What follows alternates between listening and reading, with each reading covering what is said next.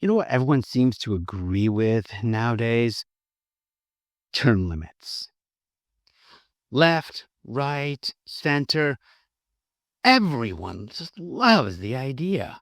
Kick the bums out, drain the swamp, end career politicians. Sounds great, right? Except, what if I told you that nearly everything that you and I think we know about term limits is wrong?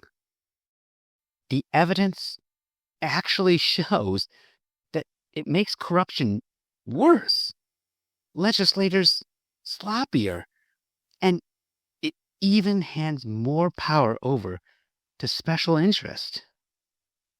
Welcome to the strange case of term limits, a popular policy that's actually destroying democracy, not saving it. Now, stick around for the wild story on how term limits handed one state's legislative process over to a fast food lobbyist. Yeah, like there's no punchline. That literally happened. All right, so let me lay out what we're covering today. First, we're going to talk about what term limits are and what they're trying to accomplish. Second, we're going to look at the evidence. What does it actually show? And third, we're going to discuss why this policy fails so spectacularly. And finally, we'll discuss other options that might actually work better to accomplish those goals that we're looking for. Because you should know that what seems like an obvious solution on the surface can actually make democracy worse. And by the end of this video, you'll understand why. But first, I need you to do something for me. And this is hard, especially people who have been around for a while and have heard these pitches for term limits again and again and again. I need you to set aside what you think you know about term limits. Put that over in a box somewhere. And after the video, go back and see how those compare to what you found out within this video. I know it's hard. It's kind of like when you find out that thing your mom's been telling you about cracking your knuckles doesn't actually cause arthritis. I know. It is very hard. Some beliefs just feel right, even though they're wrong.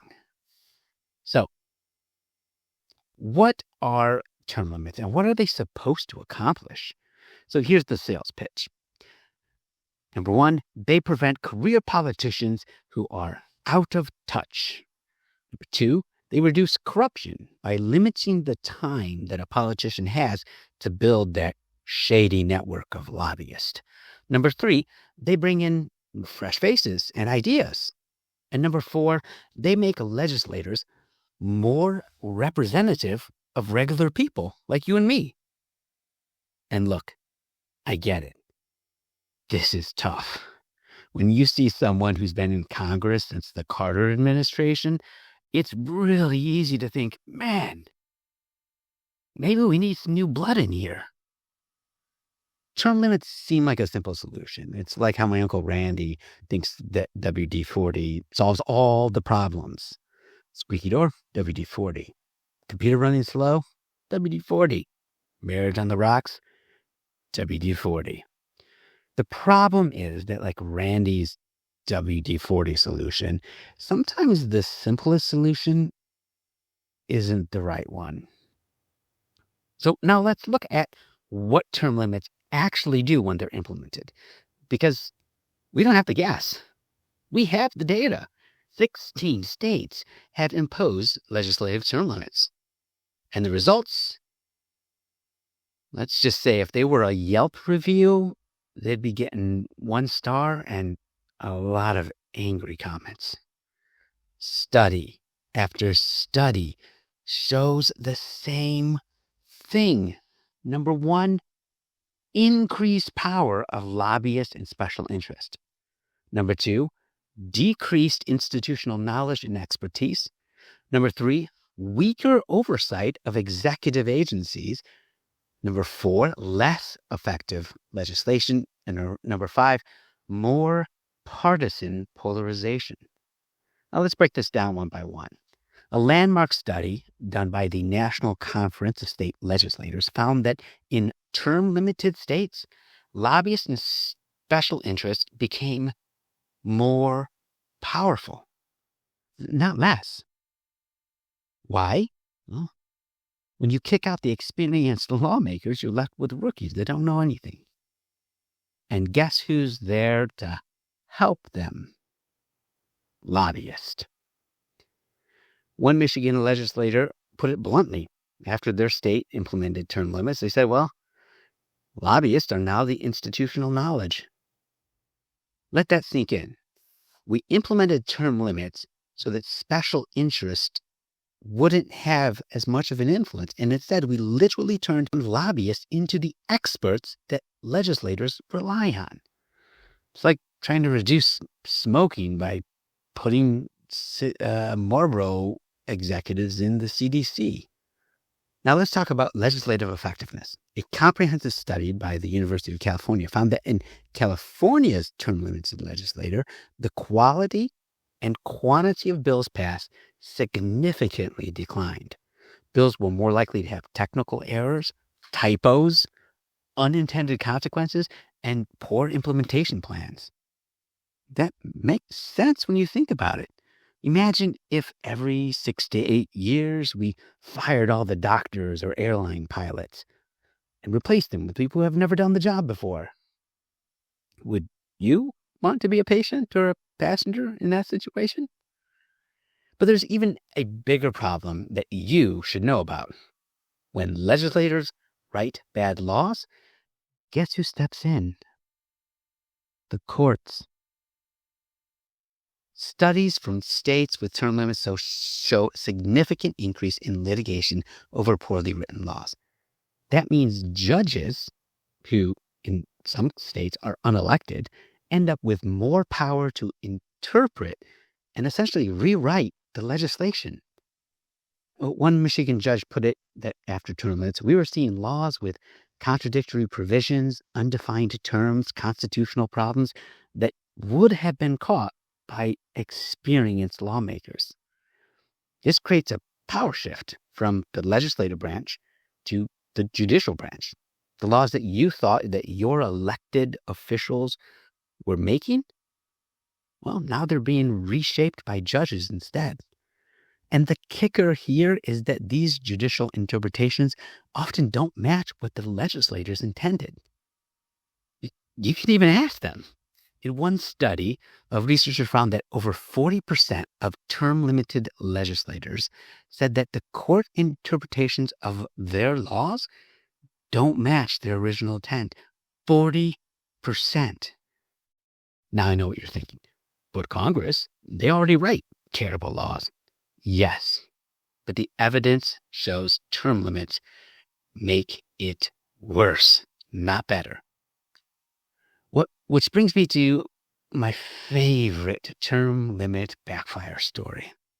In Missouri, the legislator became so inexperienced that they essentially outsourced their bill drafting to a lobbyist for fast food companies and auto dealers. This isn't a joke. A lobbyist named Richard McIntosh ended up writing significant portions of Missouri's legislation because term-limited lawmakers didn't know how to do it themselves. And here's the real kicker. A follow-up investigation found that campaign contributions from special interests actually increased after term limits were implemented, not decreased. Feeling disillusioned yet? Hold on, it gets worse. So why do term limits fail so spectacularly at their intended goals? Well, there are 3 main reasons. First, term limits are what policy nerds call over-inclusive. They remove both bad and good lawmakers. Imagine instead of firing the specific employees who perform poorly, your company just fired everyone after 8 years, regardless of performance. That's basically what term limits do. Second, term limits are also under-inclusive. They don't actually target the problems that they are supposed to solve. The problem is corruption and disconnection from voters. Term limits are like treating a skin rash by cutting off your arm. Sure, the rash is gone, but now you have to learn how to write with your left hand, and you still haven't addressed the underlying cause. Third, term limits fundamentally misunderstand how expertise develops. Remember when you started your current job? Come on, how long did it take you before you really knew what you were doing? Now imagine your job involves understanding and writing complex laws that affect millions of people. A study by the National Conference of State Legislatures found that it takes lawmakers about 4 to 6 years to become proficient at their jobs. With 6 to 8 year term limits, legislators are forced out just as they are becoming effective. Congratulations on finally figuring out how to do your job effectively. Now, please leave. We're going to replace you with someone who has no idea what they're doing. And there's something else you should know about term limits. They fundamentally change the motivation of lawmakers. When politicians know that their time is limited, they're not thinking, how can I serve my constituents best? They're thinking, man, what's my next job going to be? Studies from term-limited states show that legislators often use their brief time in office to build connections and influence that will help them land a lucrative job after their terms end, often as lobbyists themselves. It's the ultimate irony. Term limits have created this revolving door between government and special interests rather than stopping it. This creates this power vacuum for a permanent class of unelected influencers. Staff, lobbyists, bureaucrats, political parties, they step in to really run things. As one study from Wayne State University put it, term limits have strengthened the power of the executive branch, lobbyists, and bureaucracy at the expense of the legislators' institutional knowledge, memory, and power. In other words, term limits actually make government less accountable to voters, not more.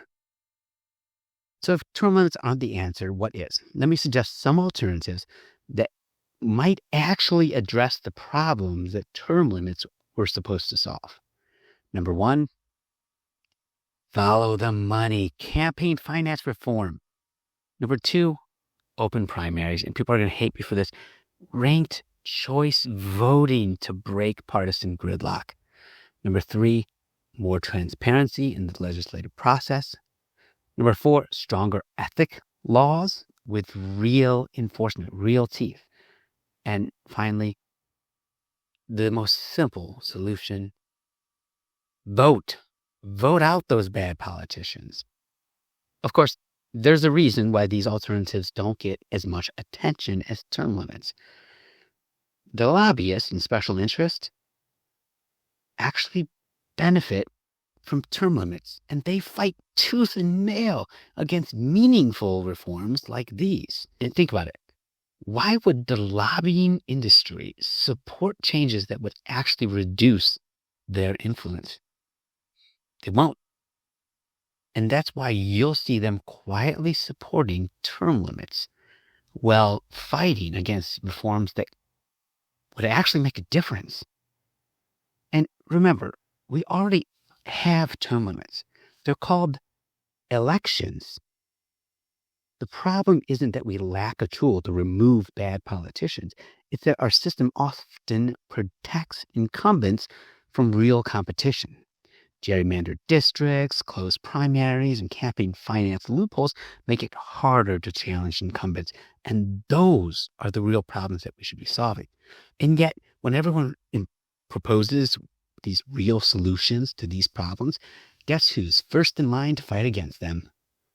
the special interest and the lobbyists that benefit from term limits.